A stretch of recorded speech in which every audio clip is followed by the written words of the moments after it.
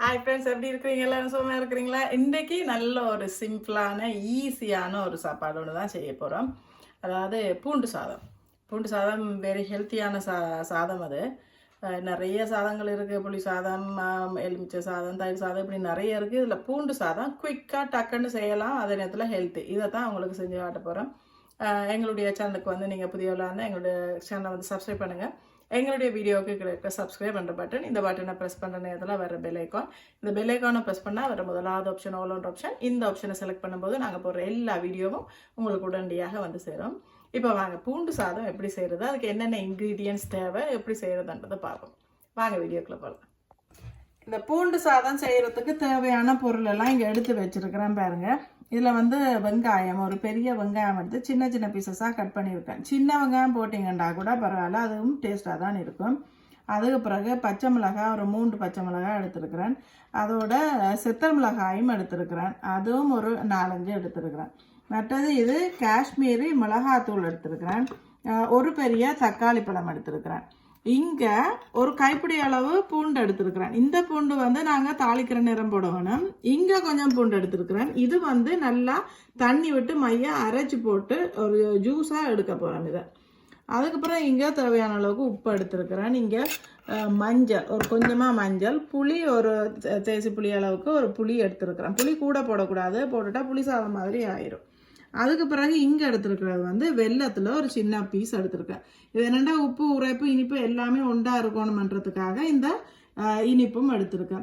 இங்கே கொஞ்சம் எடுத்துருக்கேன் பாருங்கள், சின்ன சீரகமும், அதோட ஒரு டீஸ்பூன் பெருஞ்சீரகம், இந்த மிளகு, அது பிறகு கருவேப்பிலை.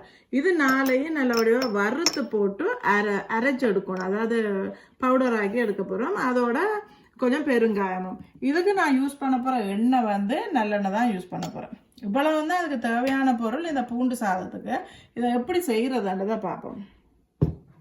இப்போ ஒரு கடாய் வச்சு இந்த நற்சீரகம், பெருஞ்சீரகம், அதோட மிளகு, இது 3ஐயும் ஒரு ஸ்லோ ஃப்ளேமில் வச்சு நல்லபடியாக வறுத்து எடுக்கிறேன். ஆகிலும் ப்ரௌன் கலருக்குண்டு வர தேவையில்ல, ஒரு அளவுக்கு இதை வறுத்து எடுத்தால் காணும். இதை வந்து ஒரு பொடியாக அரைச்சி எடுத்துக்கொள்ள வேணும். இதில் வந்து கட்டி பெருங்காயம் இருந்துச்சுன்னா இதுலேயே அந்த கட்டி பெருங்காயத்தை போட்டு வறுத்து எடுத்துக்கொள்ளுங்க. நான் தூள் இருக்கிறதுனால தாளிக்கிற நேரத்தில் அந்த தூள் பெருங்காயத்தை போடலாமன்னு இருக்கிறேன். இப்போ இது 3ஐயும் வறுத்து எடுத்துகிட்ட பாருங்க. இதை நல்ல வடிவாக அரைச்சி எடுத்துக்கொள்வோம்.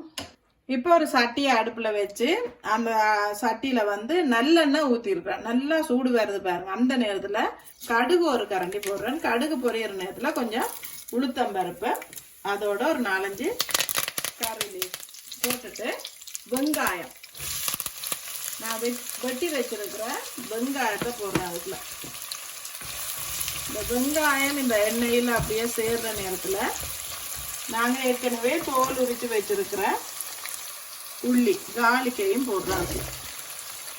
நான் முழுசு அந்த காலிக்கை போட்டுக்கலாம். நீங்கள் வேணுமெண்டா பாதியாக வெட்டி போட்டு போடலாம். அதே நேரத்தில் இந்த வெங்காயம் வந்து சின்ன வெங்காயம் போட்டால் இன்னும் நல்லா டேஸ்ட்டாக இருக்கும். இது வந்து வருத்தம் வந்து சுகமான ஆக்கள், உடல்நிலை வந்து கொஞ்சம் சளி அந்த மாதிரி இருக்கிற ஆக்கள், இவங்களுக்கெல்லாம் இந்த மாதிரி செஞ்சு கொடுக்க இந்த காலிக்கு வந்து இந்த உள்ளி சரியான ஒரு ஹெல்த்தியான ஒரு சாப்பாடு. டிஃபன் பாக்ஸில் கட்டி கொடுக்கறதுக்கு இந்த மாதிரியெல்லாம் நீங்கள் செஞ்சு கொடுக்கலாம். இப்போ பாருங்க, இந்த உள்ளியும் இந்த வெங்காயமும் சேர்ந்து இந்த எண்ணெயில் அப்படியே பிறண்டு வருது. இப்போ இது கொஞ்சம் இந்த வெங்காயமும் இந்த கார்லிக் உள்ளியும் நல்லா சேர்ந்து பிறண்டு வருது பாருங்க. இந்த நேரத்தில் செத்தல் குண்டு மிளகாய், அதே நேரத்தில் பச்சை மிளகாய் அதுவும் போடுறேன். 2மே போட்டிருக்கேன் பாருங்க. பச்சை மிளகாய், செத்தல் மிளகாய், அதோட நாங்கள் மிளகும் போடுறோம். அதனால கொஞ்சம் உரைப்பு கொஞ்சம் கூட இருக்கும். உங்களுக்கு ஏற்ற அளவுக்கு போட்டுக்கொள்ளுங்க. அதுக்குள்ள இருக்க பிறகு நாங்கள் தண்ணி விட்டு அரைச்சி வச்சிருக்கிற இந்த உள்ளி, கார்லிக், ஏன்னா இது முழுசாக கார்லிக்கு போடுற நேரத்தில் அதனுடைய அந்த எசன்ஸ் வந்து அப்படியே அந்த ரைஸுக்குலாம் இறங்காது. அதனால இதை கொஞ்சம் இப்படி தண்ணி விட்டு அரைச்சிட்டு ஒரு ஜூஸியாக போட்டுக்கொள்ள வேணும். இது இப்போ நல்ல ஒரு மனம் தரும். எல்லாம் சேர்ந்து வர நேரத்தில் இதுக்குள்ள தக்காளி பழம், இந்த தக்காளி பழம், இந்த வெங்காயம், இந்த உள்ளி இதெல்லாம் அப்படியே கரைஞ்சி வர வரும். இதுக்கு கொஞ்சம் டைம் ஆகும். இது கொஞ்சம் அப்படி நல்லா எல்லாம் சேர்ந்து வரணும். அதுக்குள்ள கொஞ்சமாக மஞ்சள் போட்டுக்கொள்கிறேன். அதோட கொஞ்சமாக பெருங்காயம். கல் பெருங்காயம் இருந்தாலும் பரவாயில்ல, இது நான் தூள் தான் போட்டிருக்கேன். இதெல்லாம் சேர்ற நேரத்தில் இதுக்குள்ள இன்னும் கொஞ்சம் இருக்குது இன்க்ரீடியன்ட். அதாவது காஷ்மீரி மிளகாத்தூள் நம்மளாம் உரைக்காது, கலரை மட்டும் கொடுக்கும். அதுக்கேற்ற மாதிரி இந்த காஷ்மீரி மிளகாத்தூள் இது எல்லாம் சேர்ந்து அப்படியே வருதுங்க. இதுக்குள்ள இன்னும் ஒரு இன்க்ரீடியன்ட் போடுவோம். அது என்னென்னா வெல்லம். ஒரு சின்ன துண்டு தான் போடுறோம். அதாவது உப்பு, உரைப்பு, இனிப்பு எல்லாம் சேர்ந்து இருக்கு. அந்த கலரை பாருங்க இப்படி வருது. அது கொஞ்சம் இந்த எண்ணெயிலே எல்லாம் குக் ஆகி இந்த எண்ணெய் வெளியில் தள்ளுற வரைக்கும் அப்படியே கொஞ்சம் வெயிட் பண்ணுவோம். நல்ல வடிவாக இப்போ கொதிச்சு கொண்டு வந்துட்டு பாருங்க. அந்த எண்ணெய் வந்து வெளியில் அப்படியே தள்ளுது பாருங்க. இதுதான் வந்து இந்த ஸ்டேஜ். அது நல்லா குக் ஆகிட்டு, அந்த காலிக்கெல்லாம் நல்லா குக் ஆகிட்டு. இந்த டைமில் நாங்கள் கரைச்சி வச்சிருக்கிறோம் புளி. இந்த புளி தண்ணியை இதுக்குள்ளே போடுறோம். புளி தண்ணி வந்து கூட வந்துடக்கூடாது. கூட வந்ததுன்னா புளி சாதம் மாதிரி ஆயிரும். ஒரு டேஸ்ட்டுக்காகத்தான் இந்த புளியை போட்டுக்கொள்வது. ஒரு அளவாக தான் போட்டுக்கொள்ளுவாங்க புளியை. அதுக்கு பிறகு தேவையான அளவுக்கு உப்பு. சாதத்துக்கு சில நேரத்தில் உப்பு போட்டிருப்பீங்க. தேவையான அளவுக்கு உப்பு. அதுக்கு பிறகு கொஞ்சமாக கருவேப்பிலை. அதோட நாங்கள் அரைச்சி வச்சிருக்கிறோம் இந்த பொடி. இப்போ எங்களுடைய இந்த தொக்கு வந்து ரெடி ஆயிட்டுது. எல்லாத்தையும் சேர்த்து ஒரு தடவை கிளறி கொள்வேன். இப்போ உப்பு, உரைப்பு எல்லாம் வந்து சரியாக இருக்குதா என்று சொல்லி ஒரு தடவை இந்த ஸ்டேஜில் வந்து செக் பண்ணி கொள்ளுங்க. இது வந்து ஒரு தடவை கொதிச்சு வர வேணும் நல்லா. அதுக்கு பிறகு நாங்கள் இதுக்குள்ளே சாதம் போட்டு கிளறி எடுக்க வேணும். இந்த மாதிரி தொக்கு மாதிரி செஞ்சுட்டு வைக்கிற நேரத்தில் ஒரு கிழமைக்கு கூட ஃப்ரிட்ஜுக்குள்ளே வச்சு சாப்பிடலாம். இந்த உடல்நிலை சரியில்லாமல் ஹாஸ்பிட்டலுக்கெல்லாம் போயிட்டு வந்திருக்கிறவங்களுக்கு வந்து இந்த மாதிரி செஞ்சு கொடுக்குற நேரம் இதில் வந்து மிளகும் இருக்குது, காலிக்கும் இருக்குது. நல்ல ஒரு ஹெல்த்தியான ஒரு சாதம் இந்த பூண்டு சாதம். டைம் ஒரு தடவை ட்ரை பண்ணி பாருங்கள்.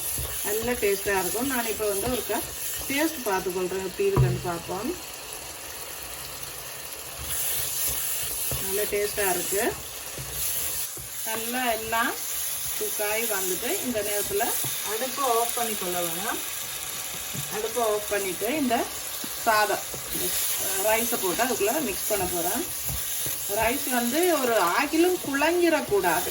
ஆயிலும் குழையாமல் ஒரு அளவாக குக்கானதாக இருக்க வேணும். அப்போ தான் இதோட அது சேர்ற நேரம் கணக்காக வரும். இதை வந்து நீங்கள் இதுக்குள்ளே சாதத்தை போட்டும் பிரட்டலாம், இல்லை சாதத்துக்குள்ளே இதை போட்டும் பிரட்டலாம். நான் இப்போ இந்த சட்டிலேயே அப்படியே இந்த ரைஸை போட்டு பிரட்டுறேன்னா அது கொஞ்சம் ஈஸியாக இருக்குமன்றதுக்காக நல்லா இந்த ரைஸில் அந்த சோஸ் முழுக்க மிக்ஸ் ஆகி வருவானும்.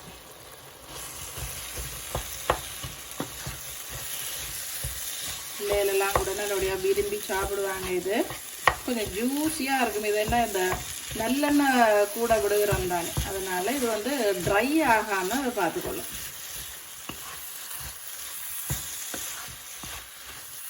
அப்படியே எல்லாத்தோடையும் சேர்ந்து வந்துட்டு டிஃபன் பாக்ஸில் கட்டி கொடுக்குறதுக்கு உங்களுக்கு சிம்பிளாக ஒரு 5 நிமிஷத்தில் செஞ்சு கொள்ளக்கூடிய மாதிரி இருக்கும் இந்த சாதம்.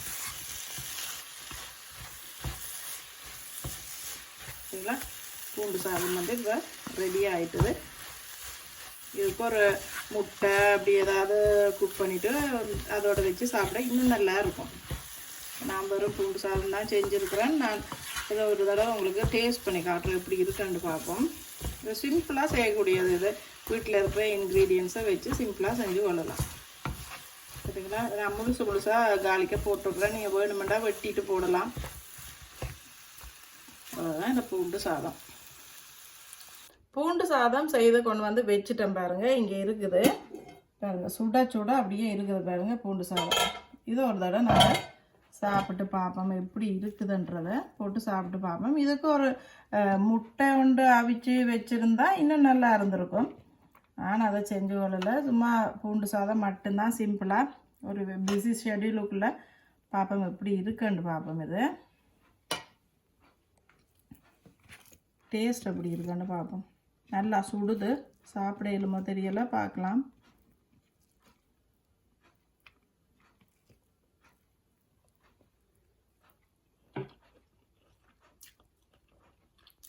நல்லா இருக்குது மக்களே, நல்ல டேஸ்ட்டாக இருக்குது. இந்த உப்பு உரைப்பு இனிப்பு எல்லாமே சேர்ந்துருக்கு, நல்ல டேஸ்ட்டாக இருக்குது. ஒரு தடவை ட்ரை பண்ணி பாருங்கள். இந்த வீடியோ உங்களுக்கு பிடிச்சிருக்குமென்னு நம்புகிறோம். பிடிச்சிருந்தால் எங்களை சப்ஸ்கிரைப் பண்ணுங்கள். உங்களுடைய ஃப்ரெண்ட்ஸுக்கும் ஃபேமிலிஸுக்கும் எங்களை சப்ஸ்கிரைப் பண்ண சஜஸ்ட் பண்ணுங்கள். மீண்டும் இன்னொரு இன்ட்ரெஸ்டிங்கான வீடியோவில் உங்களை திரும்பவும் சந்திக்கும். Good bye.